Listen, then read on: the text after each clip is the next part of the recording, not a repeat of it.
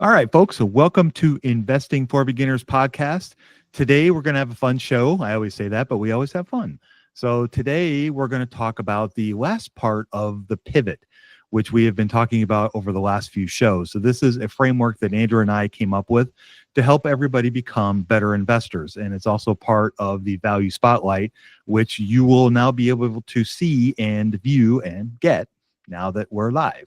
So the T part of the pivot is the thinking moats. So pivot stands for portfolio management, idea generation, valuation, observe metrics, and thinking moats. If you are curious about the other four pillars of the pivot, you can listen to the previous 4 episodes where we break those all down. So today we're going to talk about thinking moats. This is a probably undiscovered, undiscussed enough topic based on the importance it has for picking stocks. So Andrew does a really good job of breaking down moats and creating mental models that you can use as frameworks to adapt them to other companies. And that's what we're going to talk about today. So Sir Andrew, let's talk about Costco, one of our favorite companies. And besides drinking the Kool-Aid, what do you think of the moat of Costco? The moat of Costco was coined by Nick Sleep. He was one of the great investors, only invested for a short time, but had just incredible returns and bought Costco, bought Amazon, and just did really well. The mental model is called Scale Economies Shared. And we've talked about it on the show before. Another company that I feel displays this, which I haven't heard anybody talk about, but to me, like the pieces kind of fit together, is Microsoft's Azure cloud segment. So you could also apply that to Amazon's AWS. So in a way, maybe Amazon has 2 scale economy shared businesses side by side. But the whole attraction of a scale economy shared mental model and moat is that it becomes stronger the bigger they get, because you're getting the advantages in having scale and getting bigger. And so what scale does is it allows you to save on costs. It has a lot of advantages, but basically if your advantage is scale, and then if you are sharing that, in Costco's case, they share the savings with their members. And so what makes that so powerful is now, as a company gets bigger, more successful, the economies of this sharing becomes more and more valuable. So for me, Costco becomes more valuable to me as a member the bigger Costco gets. They're able to get even better deals for me. And so that becomes a moat that strengthens over time, which is quite rare. And that's pretty exciting to me as an investor. Yeah, it's very exciting. This is, maybe before we kind of really start to peel back a bunch of layers on this, what is a moat or what is a competitive advantage? Yeah, basically something that differentiates a company from its competitors, something that, because the nature of capitalism, people will compete. If there's profits somewhere, if there's growth somewhere, people will compete. And if you're not on your game as a business, somebody will take your customers. And so because of that nature of capitalism, you need to be able to provide something that differentiates you from competition. If my daughter can go and duplicate your business in 5 days, you don't have a very strong business. That's no moat. And so that's kind of the idea behind it. And so as investors, we do buy companies and they do grow even without moats. But if you're trying to be the type of investor that we are, which is buy something and hold it for the very long term so that the business can just continue to grow over time and become more valuable, that becomes a lot easier for a company when they have something that's a moat, something that systemically is part of their DNA that makes it easier for them to keep competition away, so people just can't come in and copy what they do. Mm-hmm. Yeah, exactly. So why are moats important for investors? So when you have that strong moat, then everything else kind of lines up and takes care of itself. There are a few things that can throw it off. Management being bozos with the money can be one thing that would throw it off. So you can't just center it on one idea and say, okay, I found a great investment. There are other pillars, if you will, PIVO, for example. Right.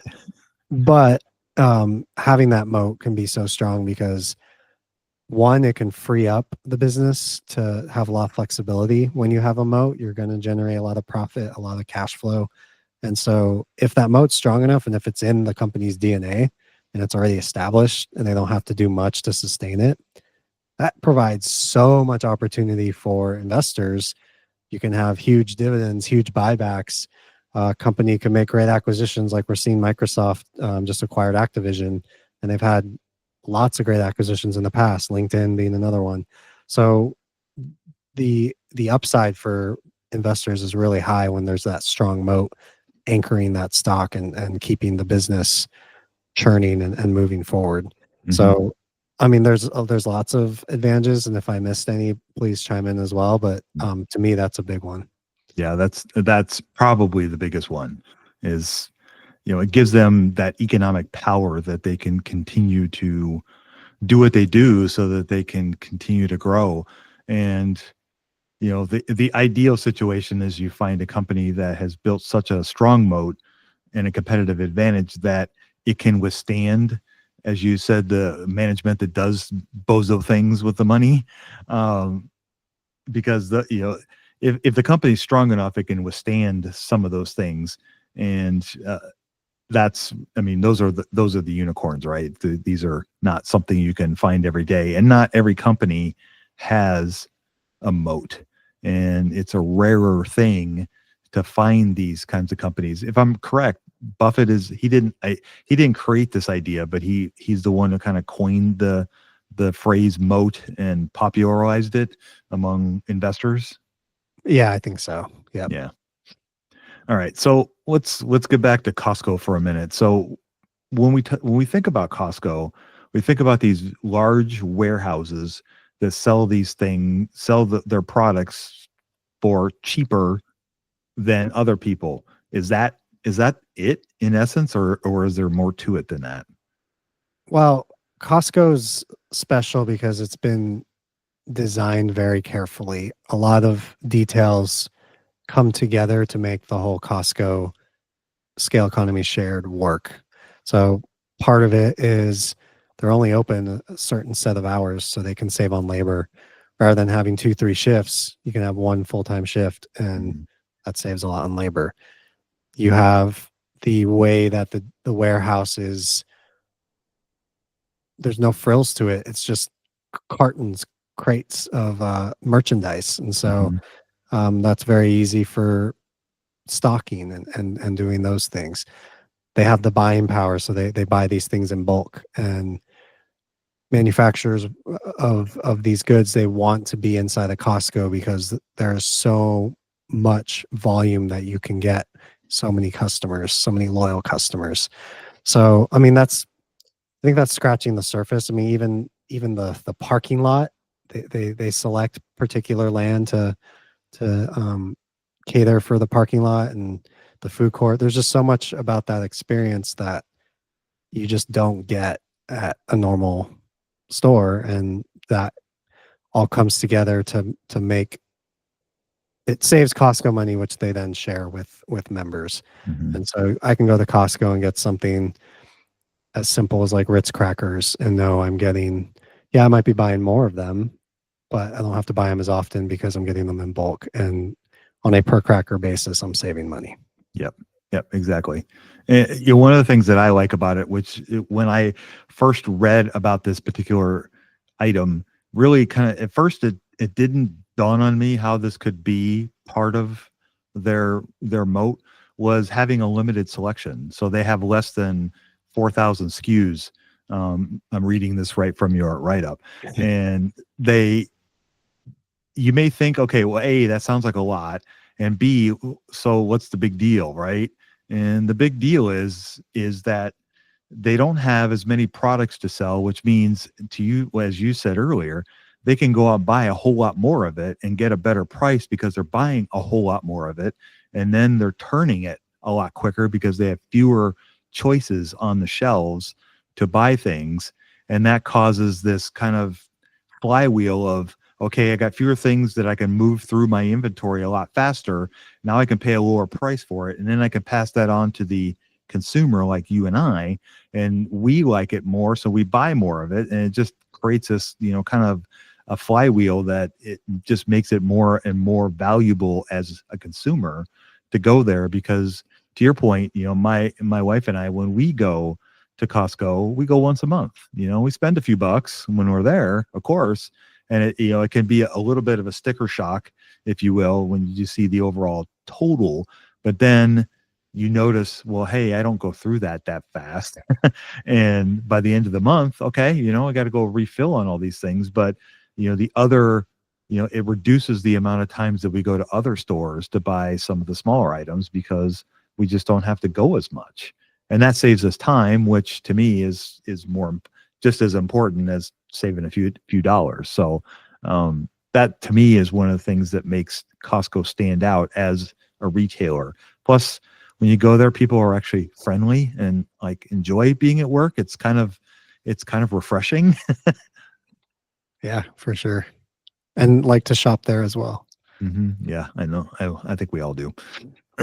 We all So do. what I find fascinating about that model in particular, and really all of these models, is once you've conceptualized it and have been able to identify it, you can apply it to other businesses. Um, Maybe cookie cutter is not the right way to describe it, because that sounds very generic. Mhm. But you can take that mental model and apply it elsewhere. And if you can spot it, I think that can be a great. If you can spot it early compared to when other people spot it, then that can be a great way to make extra money in the stock market. So Azure, I think, is one of those also. Basically, what they do is they provide cloud computing for their clients. And so in the old world before cloud computing, if Dave and I wanted to start a business and we wanted to have like, let's say we wanted videos on our website, and you would need all these big expensive servers that you would have to buy from IBM or whoever. Every business would have to buy those, and it's expensive, and you need to outlay a lot of capital for that, and you have to depreciate it and blah blah blah. Now with the cloud computing, you can outsource that to Microsoft Azure or Amazon AWS. And so the savings for a business owner is really high in that way. And so because these hyperscalers, Alphabet also one of them, but they are buying all these huge server farms and the chips for them and all of these things. So they are growing in scale so that they can serve more customers. And then when you start to, I'm far from like a tech expert when it comes to the cloud stuff, but when you start to peel the onion back a little bit and you see that, if you and I were a business owner, we could only use one server at one time, and that would probably lead to a lot of waste because we're not using it 24 hours a day. But if Amazon has the same server or Microsoft has the same server, and maybe 4 or 5 customers are tapping that server at different times of the day, now you have economies of scale. And so in that same way, the cloud computing companies made computing a lot cheaper for businesses. And that's how things like Netflix are possible. And Mhm. yes, I understand like the latest boxing match wasn't the greatest advertisement for cloud computing. Apparently, there was a little bit of spinning wheel of doom there, but in general, it's really made computing that much more available and cheaper. And so they could have very well kept all of that margin for themselves and made like bigger profits, these cloud computing companies. But by sharing more of it with their customers, now customers can take that and reinvest in their own businesses, grow their own businesses, and end up consuming more computing power and over the long term. And so it has had this maybe explosive effect to the economy in a way.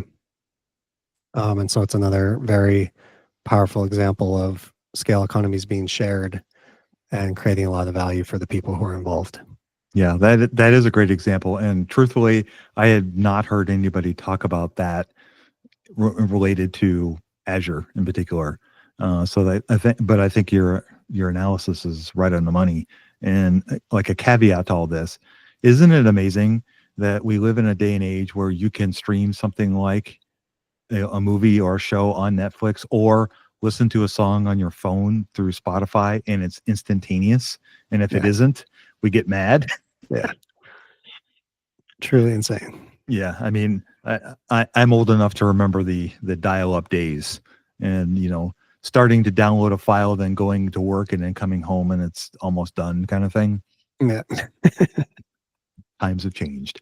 Yeah. All right, let's move on to our next moat or mental model. And the company I'd like to kind of chat a little bit about is one that I don't think gets enough love, and that's American Express. So, what are your thoughts on American Express just as a business? And then maybe we could talk about its moat and what you wrote about for their mental model. Yeah, I think American Express is a great business. They've got a little bit of brand power. Mhm. They have loyal customer base.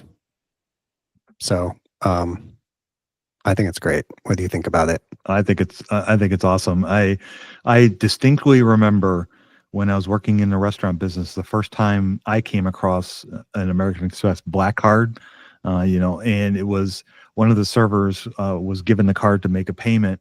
And I remember they brought it back to the station to make the payment whenever, like, the seemed like the whole staff was all huddled around, just checking out this person's, credit card, because wow, because it had that kind of mystique. I don't know if it still does, but it did back then, and it really kind of made an impression on me. So when I got into the whole investing thing and discovered that American Express was a public company that I could potentially invest in, and it fit into the whole fintech, you know, wheelhouse for me. That's all she wrote. Right. It's pretty decent investment for us. Yes, yes, it has been for sure. Yeah. Yeah, for sure. I mean, it's one of those companies that, like you said, it's been around since the 1850s. A lot of people probably don't know that, but it was part of the kind of Wells Fargo Pony Express kind of business model, and they kind of grew over a long period of time. And it was one of Warren Buffett's first famous investments, and did really well for him. He sold it, and then obviously kept his eyes on it, and years later bought more of it. Now I think he owns 15-18% of the company. So it's a really, really big part of his investment.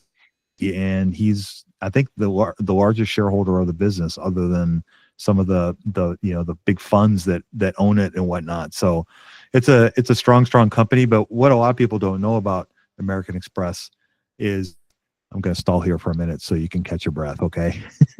um, one of the things that's really strong about American Express that a lot of people don't realize is it's different than Visa and MasterCard. Visa and MasterCard are basically toll booths for payments, but American Express is actually a credit card, and it's a bank, and it also is a payment system. So it's a closed loop system, and that's what makes it so powerful. And it also limits the people that can get American Express card, and they also have merchants love them. They don't like the fees that American Express charge. I can tell you that from experience, but we do like the money that their cardholders spend, because they generally are more affluent customers, and they tend to spend more when they use their card going out. And so merchants want to accept their credit card because of that. And so it just creates this kind of like closed loop that American Express can benefit from cardholder balances, as well as the fees that they charge merchants to use their credit card. And they're also a bank, so they can give out loans, and they can hold deposits and all those kinds of things. So I mean, it's a really, really strong business, and I've been a big fan for a long time. Yeah, it really is. And they have done excuse me. You've seen the positive effect of their moat over a long time, and the way they just kind of steadily grow over Mhm. time, and definitely been one of Buffett's better investments. And like you said, he's a big shareholder now, but yeah, it makes a decent amount of his portfolio still today. Mhm. What what I find interesting about the business is they take they take their profits and reinvest it back into their customers, and I think that's what makes them different. Mhm. They like Dave said, they charge the higher fees because their card holders generate more volume, so they're charging higher fees to the merchants, and so that's giving them a bit bigger profit spread on the transactions themselves. And rather than pocket that money, they're turning around and sending it back to card holders. And so the card holders are getting better rewards than they would if they had a different card. And so that creates very loyal customers. And so if you look at their financials, like their income statement, they generate a pretty high amount in fees as revenue, but then they also spend almost an equal amount in credit card rewards Mhm. that go to their customers. And that takes effect not just of like cash rewards, but also, you know, lounges and premium experiences. You can go watch the Laker game and have a really fun, unique time that you can't do without an American Express card. So a lot of benefits that come. Um, sorry, I'm blanking. That's okay. Uh, 3, 2, 1. So a lot of benefits that accrue to card holders, and then American Express makes money as, like Dave said, a closed network, and so they do make money that way as a credit card bank as well as, you know, transaction provider. Mhm. Yeah, it you know the the merchant rewards are what is one of the big reasons why cardholders are attracted to American Express. Most cards don't charge annual fees. Some cards have lower transaction costs or rates that they charge customers.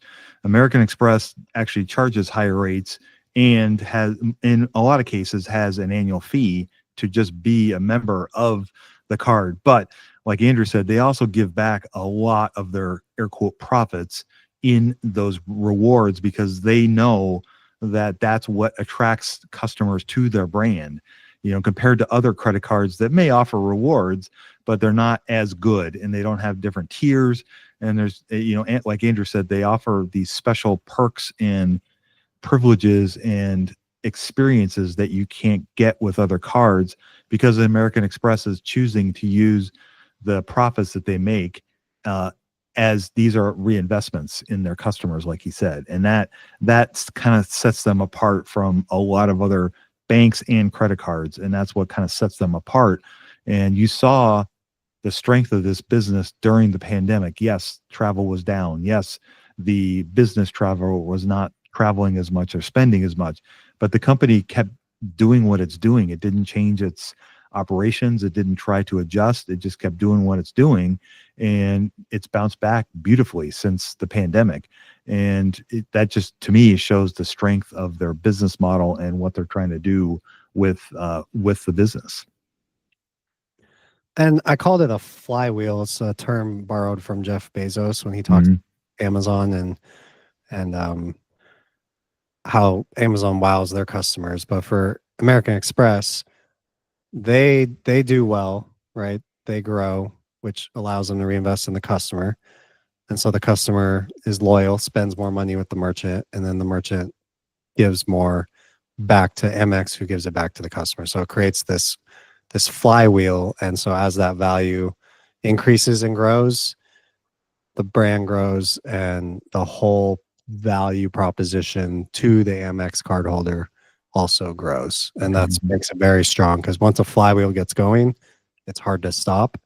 And that's what you see with American Express and other moats that are kind of this virtuous cycle flywheel kind of type. Mm-hmm. Yep, exactly. Yeah, I mean, it's you know, I'm not I don't have an American Express card, but I do really like what the company is trying to do, and I also like the fact that they have a long history, and that to me symbolizes stability. Like this is not going to grow like Nvidia, but that's not the expectation when you invest in a company like American Express, and it's arguably one of the strongest brands, especially in the money world, if you will. And so that to me also gives them, you know, it gives me a little bit more comfort knowing that, yeah, it may not grow at 35%, but I also know it's going to be around for a really long time. Yeah. All right, so let's move on to our last discussion of moats, and this is going to be related to Google and their mental model of economic toll booths. So, what did you mean there when you were kind of talking about that for Google? Well, if you think about a toll booth, um, it just sits there and collects your money as you drive by. This was another term, but this one by Warren Buffett. He talked about, I can't remember what, I think he said newspapers were Mm, a toll booth. I might be wrong on that, but just this idea that some businesses, a lot of businesses have to compete and they have to scratch and crawl and really earn their customer and work really hard and do it over and over and over again. Some businesses are just structured where they don't have to do much other than keep the lights on and you do all the blocking and tackling that you need to do to make sure you're a good business, but mhm, they don't have to go out and be super aggressive every day of the week. They don't have to go out and do perform miracles to stay alive. They just kind of open for business, and as the economy grows they naturally get to grow alongside the economy because of the nature of the service they are providing. Yep, exactly. I want to read a short sentence here that you wrote about economic toll booths, which I think is really kind of profound. The best long lasting businesses in the world are able to grow alongside the economy organically while pursuing market beating growth through other avenues like M&A, market share accumulation, and margin improvements. I think that just kind of sums up what Google's trying to do, right? Yeah. Oh, for sure. I mean, Alphabet parent company owns Google and YouTube. Both of those websites at their core are helping people find the answers to their problems. I mean, YouTube, partly entertainment, and obviously you can go on Google for entertainment too. Mhm, But that that core service or that core need of you have something you're looking for, so you type it into that search bar, is something that naturally gets to grow alongside the economy because mhm, it's fundamental. It's a principle. Like it does not change.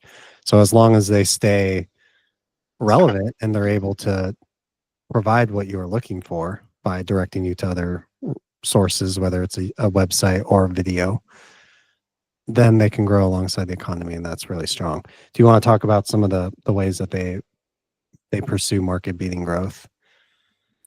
Yeah, I think we should probably discuss that. I think, you know, sorry, now I'm drawing a blank. You want to kind of touch that off, and then maybe I can tag in on you. Oh, sure.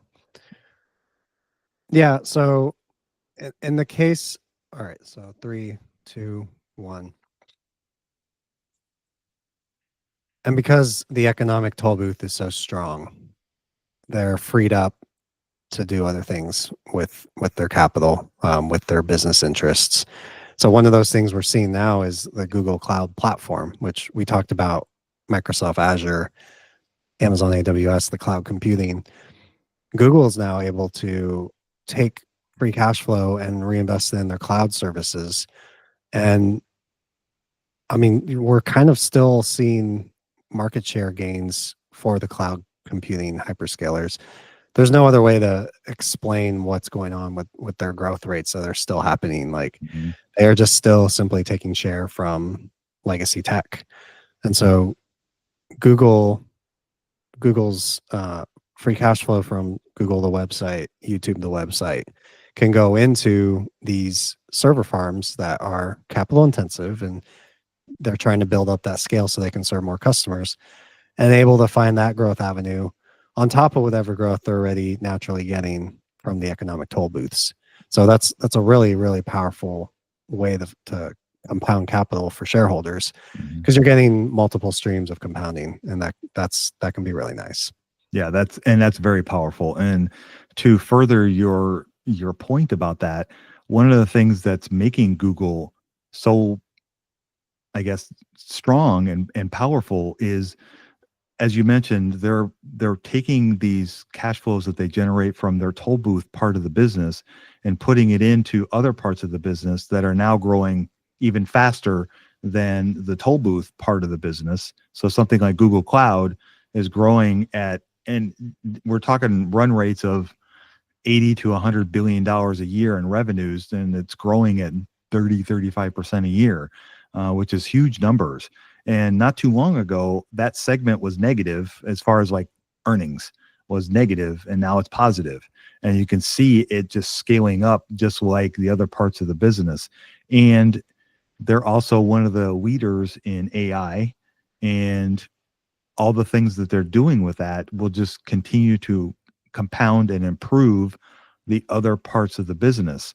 And Google search, and as well as YouTube search, they're the number one and number two search engines in the world. And like you said, people use it to go to find answers. I know that I go to YouTube. I'm not a power user of YouTube by any stretch, but I do go to it when I need help figuring out why my air fryer is not working. It wasn't turning on the other day. I couldn't figure out what was going on. So I went on YouTube, found a guy that was talking about how to fix it, and lo and behold, I fixed it. So it just proves what kind of services it offers and how much it can help. And it not only is it in the cloud and the different online services, but they're also building out Waymo now. And who knows what's going to happen with that. And so I just think that a company like Google has so many different avenues that it can continue to try to generate revenues, and like you're saying, different revenue streams. And it gives them, this term can be overused a little bit, but I think for Google it probably applies, and that's optionality. They have other ways they can go with different things, and it just creates a stronger and stronger company. Yeah. And so that mental model, I think you find it in a few other businesses, but when you can find it, to me, it helps me think about, is this a company I could hold for 20, 30, 40 years, potentially, if all goes well? Mm. And you could argue an economic toll booth would have that kind of longer lasting quality compared to your average business. So other businesses that kind of pop to mind are Visa and MasterCard, Mm. or the home builders are even kind of like one, in that home prices go up as the economy goes up. People need a place to live. So you boil it down, there are these fundamental needs that are being solved, whether it's question of somebody's problem, whether it's paying for things, we all have to pay for things, whether it's having a place to live with new homes. All of those things are basic human needs and have gone up alongside the economy. And so when you have that pricing power, you don't have to, you the way you grow that other businesses grow, you don't have to do, you get to do in addition to the growth. So it's very favorable in that way. Mm-hmm. It is. And I think if you think about what we've talked about today, I think the way that I look at it, and correct me if I'm wrong, but I would look at these mental models as tools that I can use when I'm analyzing other companies and think about what gives this company a competitive advantage, and how can I take these mental models and see how a company may fit into this or not. And one of the hardest parts, I feel like, when you're analyzing a business is trying to determine, A, does it have a moat, and what is it? Because a lot of your investment gains are going to come back to the economic success of the business. And yes, there are companies that can succeed and do well for a short period of time, but if you really want to generate wealth in the stock market, you have to be invested for long periods of time in, particular companies. And part of the trick of that is determining what a company that has a moat, because they're not going to last for 25 years, 30 years, 50 years without it. And so that is why this is such an important topic, and why I think using these mental models as a part of your toolkit to help you find different companies. Truthfully, I would have never thought of Azure as a part of a mode, a scaled economy shared is a term I've heard of associated with Amazon and with Costco, but I'd never heard of it, associated with Azure. But as you explain it, all makes perfect sense. And so that's how you can take these mental models and kind of use them to work with other companies as you're working through your analysis. Yeah, that's the hope. Yeah, that is the hope for sure. So let's talk about kind of what we got going on with Value Spotlight. This is the last day of us talking about thinking moats. It's also the last day of our Black Friday sale. So maybe we could kind of talk about the community and what we're so excited about with that. Well, one of the things you could do if you're looking at a company and you're not sure what the moat is, or maybe you're like, hey, this company looks like scale economy shared to me. What do you guys think? That's not something you can do without community. Luckily for all these years I've had you, Dave, Mhm. so I could bounce ideas off and you can tell me if something's kind of if I should go do some more work on it. Um, but for a lot of investors, they don't have that luxury. It's hard. It's hard. Investing is hard because um, I could try to talk to my friends from back home, from high school, friends I have out here where I live, about stocks and moats and PE ratios and all of that, but most of them won't care. And so it's hard to find your people to talk about these things. But talking about these things is how you can process and analyze, figure out moats for yourself, or figure out if a company fits this mental model or not. And so I think to me, that's why community is so huge. And that's why I'm excited for what we have for Black Friday, because this is your opportunity to get the best of what we have and to be a part of this engaged community. I mean, just was it yesterday or 2 days ago when Target had its thing? Mhm. And then one of the girls today said, I don't believe Target has a moat anymore. And then Mhm. had like just a very simple reason why she believed that. And it's sometimes it is that simple, right? Mhm. But to have that value of having other people's perspectives, other people who are looking at different areas of different businesses, and to be able to bounce ideas off or challenge people over time as you gain skills together and knowledge, I think that it can only help your investment process. Oh, it absolutely can only improve your investment process because the more I've said this before, and I really think it's true.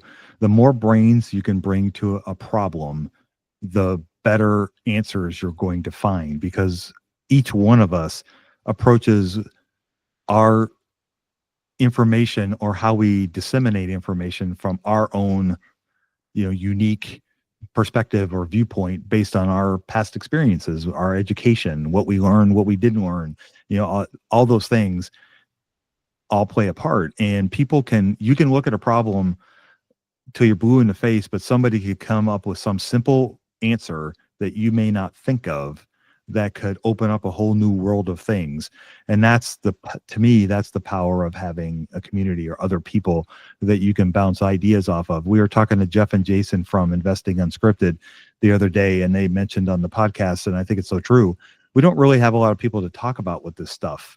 And, they were like, I just got Jeff and Jason and you guys, and that's it. So, uh, investing can be a lonely game, and I think having other people like Andrew and I have been lucky enough to have over these years to bounce ideas off of is so valuable, and it's one of the best ways I know to become a better investor, and that's what we're offering with Value Spotlight and with the community within. Yeah. You ever watch an ant go about its business to find? Mm-hmm. Do you know where I'm going with this? I think so, but enlighten So, me. okay, I don't know if this was in a Mobison book or it was in some obscure investing book. But when these ants they go out to find food, they go out in these very random paths. So, they might wander here, wander there. And then once they've identified the food, then they come back and then one ant tells another ant who goes back and tells another ant. And then they have like this clear defined path. And so, I mean, in a way, investors are kind of out there Mm-hmm. wandering randomly on their own path. But if you can find somebody to bounce those ideas off of and then we could all build wealth together, right? The whole the whole anthill can get fed by one person's wandering. Mhm. That's the power of the internet today that we just simply did not have 20 years ago. And so I'm asking, for the sake of my portfolio, please come join us so that you can be that wandering ant for us, and we can all be that wandering ant for each other together. Amen. All right. Because everybody wants to be an ant, right? Right. Well, that's going to wrap us up. Like Dave said, it's the last day to get the Black Friday sale. So if you like a good deal, go out and do that. 11 p.m. Eastern on Cyber Monday. That's the last day you could do it. So I want to thank everybody for listening and supporting the show. We always appreciate your questions and your feedback. Take action today. Connect, learn, and grow with Value Spotlight. Peace.